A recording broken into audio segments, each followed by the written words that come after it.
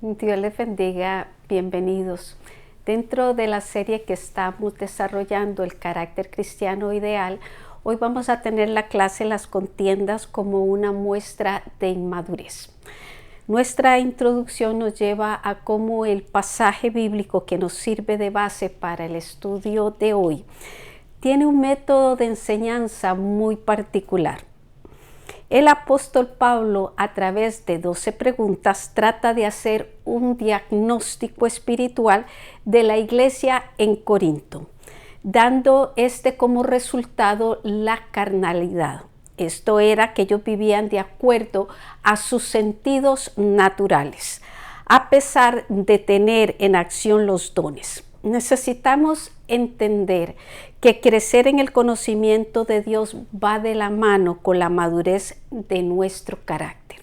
Dios espera que sigamos la verdad en amor y crezcamos en todo en aquel que es la cabeza, esto es Cristo, nos dice Efesios 4:5. Primer punto, nos lleva a los cristianos corintios, estaban en la etapa de la niñez espiritual. Los creyentes inmaduros no pueden digerir la enseñanza sólida de la palabra. Vamos a estar en Primera de Corintios capítulo 3 a partir del verso 1 que nos dice: de manera que yo, hermanos, no pude hablaros como a espirituales, sino como a carnales, como a niños en Cristo. Pablo en este verso exhorta el estancamiento de los corintios. Cuando decimos estancamiento nos referimos a uno que creyó y no continuó con su crecimiento. La exhortación no aplica, o esta exhortación del estancamiento no aplica a uno que acaba de creer. El carácter carnal está relacionado con la niñez espiritual, por eso el apóstol les explicó que no pudo hablaros como espirituales. La madurez espiritual se logra a través del tiempo, de la preparación, de las experiencias, el estudio de la palabra, de nuestra intimidad con el Señor y las pruebas que vivamos. Su resultado gradual depende de la obediencia que tengamos al Señor y nuestra sujeción y respeto al líder que Dios nos permita. Es importante pedirle a Dios que nos ayude a desarrollar la madurez espiritual para poder asimilar las enseñanzas más profundas de su palabra. Un dato preventivo que les voy a dar es cómo Pablo les llama hermanos a los creyentes carnales de Corinto. Así nos da a conocer que el propósito de esta carta no era sacarlos del cuerpo de Cristo, sino estimularlos a crecer en el Señor. Y todavía tenemos hermanos débiles en la fe. Así que el llamado es a que nosotros también colaboremos a impulsarlos a madurar en Cristo y no los condenemos. Verso 2. Sigue Pablo diciendo: os di a beber leche y no vianda, porque aún no erais capaces, ni sois capaces todavía. Cuando no se desarrolla la fe, tampoco hay capacidad para entender los grandes misterios del Evangelio. Por tanto, en pro de que crezcan, hay que alimentarlos con leche, levantarlos, animarlos para que continúen el camino. La leche, según Hebreos 5:12, son los primeros rudimentos de la doctrina de Cristo. En el caso de nuestros hermanos en Corintios, se les volvió a enseñar los primeros pasos en la fe, según nos está diciendo este verso 2. Tomemos conciencia que el no oír la palabra acompañada de fe causa estancamiento espiritual.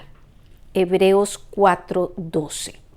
Oremos unos por los otros para que podamos llegar a esa medida de la estatura de la plenitud de Cristo. Efesios 4:13. Seguimos en el verso 3.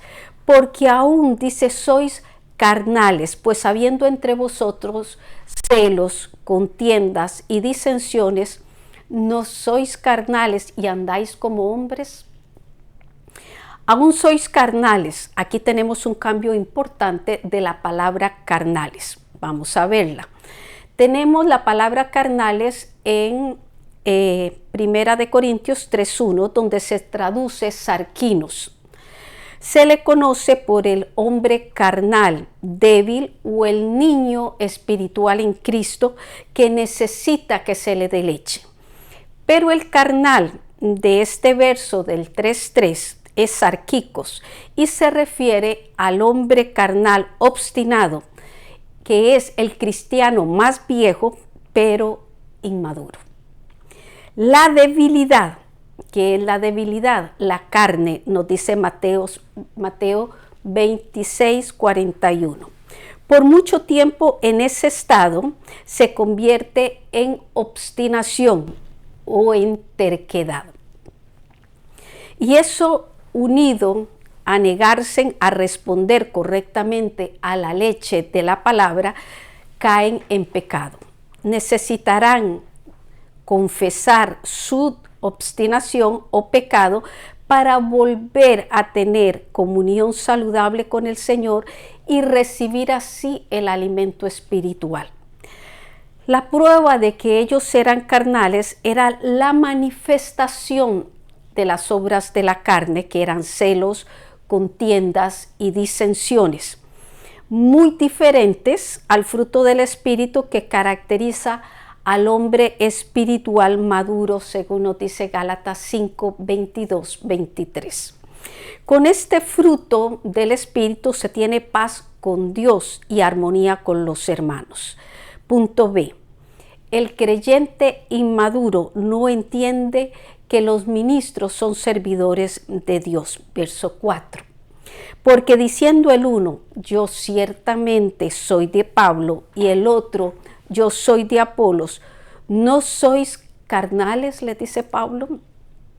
La interpretación equivocada del ministerio cristiano que Pablo denuncia es que cuando le dice que unos piensan y hasta lo dicen que son de Pablo y los otros de Apolos, tanto uno como el otro, según los versos 5 y 6, habían trabajado por un tiempo en la iglesia de Corinto.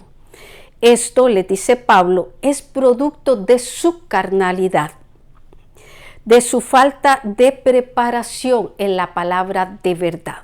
Jesús fue el que pagó el precio de nuestra redención y es parte de nuestra madurez espiritual saber que somos del Señor. Romanos 14:8, verso 5. ¿Qué pues? ¿Es Pablo? ¿Y qué es Apolos? Dice, servidores por medio de los cuales habéis creído, y eso según lo que a cada uno concedió el Señor. En este verso, Pablo define la identidad ministerial suya y la de Apolos. Pablo les deja claro que un ministro es un servidor, un ayudante, un vaso, un instrumento que Dios usa. El obrero cristiano debe de cuidar de sí mismo y de no tener más alto concepto de sí que el que deba tener, aconseja Romanos 12:3. Debemos de conducirnos de tal manera que los que creen en el Señor no los veneren o no nos veneren desmedidamente y vayan a perder el enfoque de su fe, que es en Cristo Jesús. Pablo termina con la afirmación que la capacidad que se tenga para servir a los hermanos en la fe se debe a Dios, que le concede a cada cual, por lo cual ni el que lo tiene se debe de vanagloriar, ni el que lo recibe debe de adorar al servidor. He llegado a la primera pregunta. ¿Qué efecto causa el no oír la palabra acompañada de fe? Punto 2. Los creyentes deben de juzgar sus propias discrepancias, el ir a los impíos, para que juzguen a los santos es ignorancia. Verso 1, pero ahora en 1 Corintios 6. Dice, ¿osa alguno de vosotros, cuando tiene algo contra otro, ir a juicio delante de los injustos y no delante de los santos? En este capítulo 6 vemos que las relaciones entre los hermanos de la iglesia estaban quebradas. Pablo les corrige la manera en que las estaban enfrentando. Los hijos de Dios podemos y vamos a tener diferencias entre sí. De hecho, Pablo y Bernabé tuvieron una discusión relacionada con Juan Marcos en Hechos 15, 37 al 41. Los corintios, en su falta de crecimiento espiritual, no estaban tratando los problemas entre ellos de una manera correcta. Lo que hacían era ir a tribunales civiles oficiados por hombres impíos. Pablo mismo fue tratado por jueces incrédulos y él pudo testificar que no siempre se hallaría justicia al acudir a hombres sin escrúpulos. Verso 2. ¿O no sabéis que los santos han de juzgar al mundo?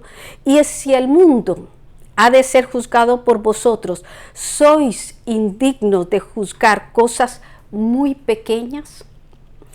El verso comienza con una interrogante que expone la ignorancia espiritual de los hermanos con respecto a la autoridad que el Señor le ha dado a la iglesia.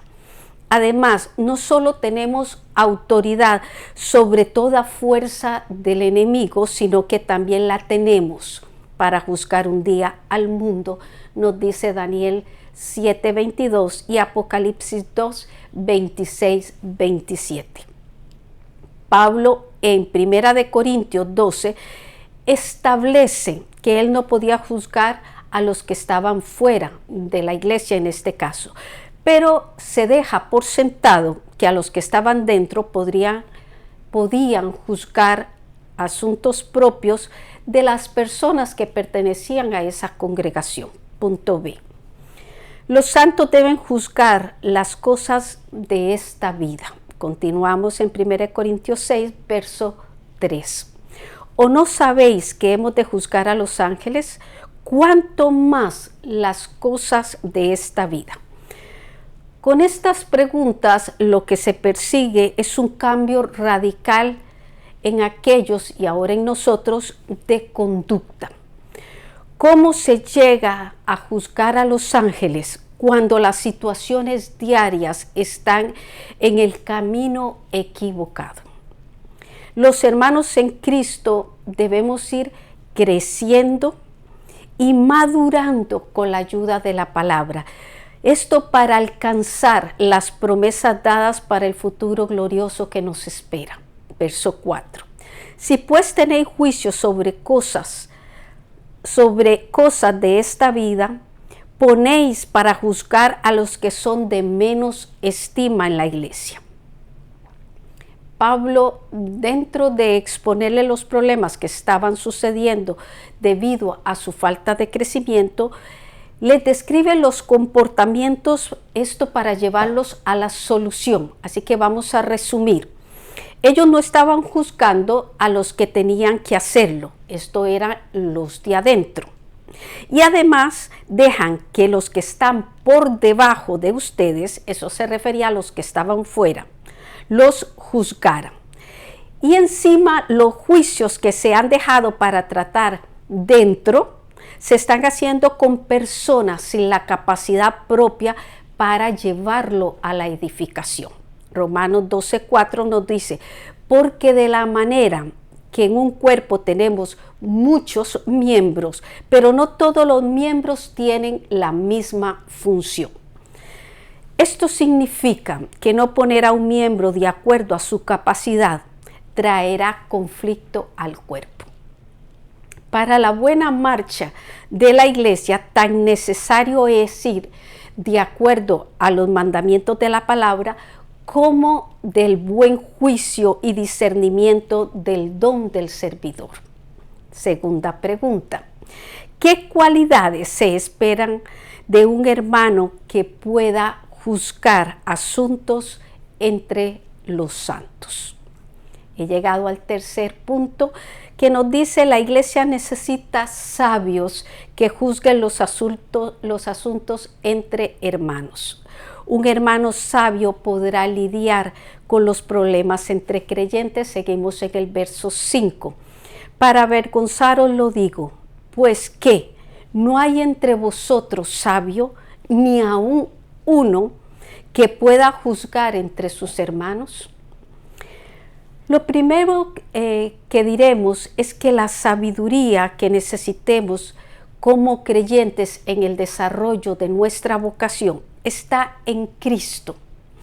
Y la palabra nos enseña en 1 Corintios 1:30 que Cristo nos ha sido hecho por Dios sabiduría, justificación, santificación y redención. Y el Salmo 19:7 nos dice: la ley de Jehová es perfecta, que convierte el alma. El testimonio de Jehová es fiel, que hace sabio al sencillo. Con una fuente como esta, el obrero o el creyente, como le quiera decir, pasa a lo que este verso nos enseña: la autoridad de Pablo para corregir. Fíjense en que Pablo no condena, sino que redarguye el corazón del que oye la palabra. Cuando les dice: para avergonzaros os digo, es que habiendo un sabio no se usó. Verso 6. Sino que el hermano, con el hermano pleitea en juicio, y esto ante los incrédulos. Se propagó entre ellos el pleito entre uno y otro que se acusaban frente a jueces, que en el verso 1 se les llamaba a estos jueces injustos y en este verso se les llama incrédulos. Estas situaciones eran un mal testimonio para la iglesia.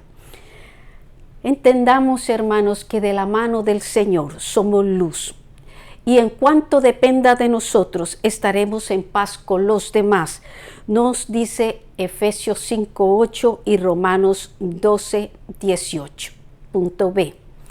Mejor es sufrir el agravio que enemistarse con un hermano. Verso 7.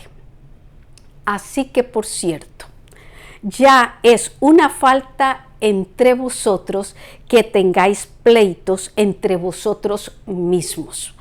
¿Por qué? Pregunta Pablo. ¿No sufrís más bien el agravio? ¿Por qué no sufrís más bien el ser defraudados? Pablo, vuelvo a repetir, les dice que es una falta que tengan pleito entre ellos o entre nosotros. La armonía y la unidad son propias del cuerpo de Cristo.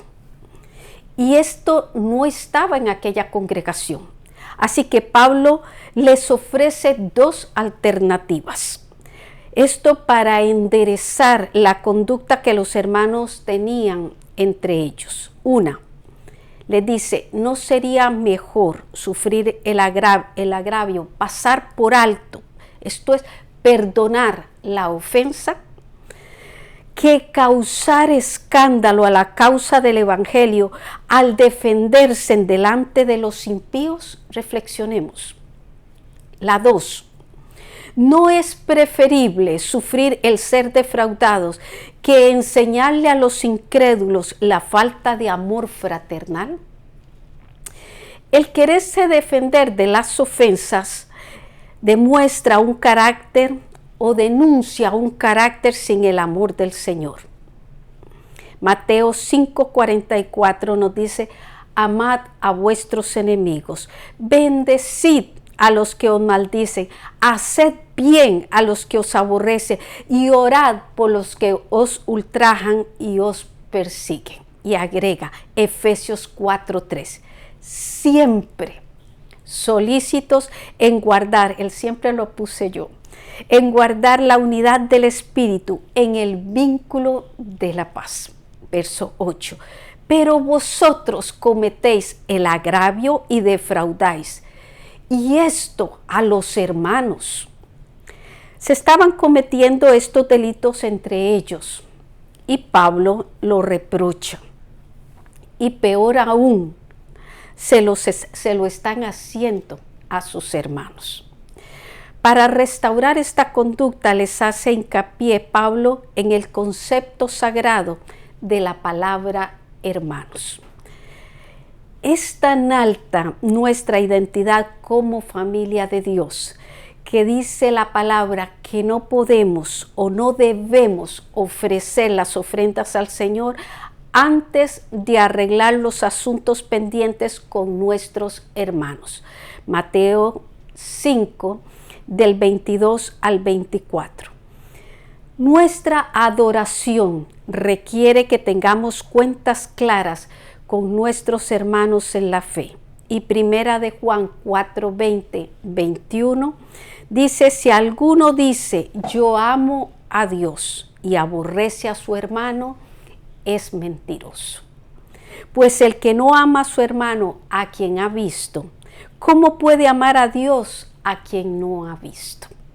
Y nosotros tenemos este mandamiento de Él: el que ama a Dios, ame también a su hermano. Pregunta 3. ¿Cuál debe ser la actitud de un creyente maduro cuando un hermano lo defrauda? Reflexión. Vemos cómo el apóstol Pablo, guiando a los creyentes de Corinto a una restauración, confrontó los síntomas. Les expuso sus problemas y sus valores y los guió a la solución.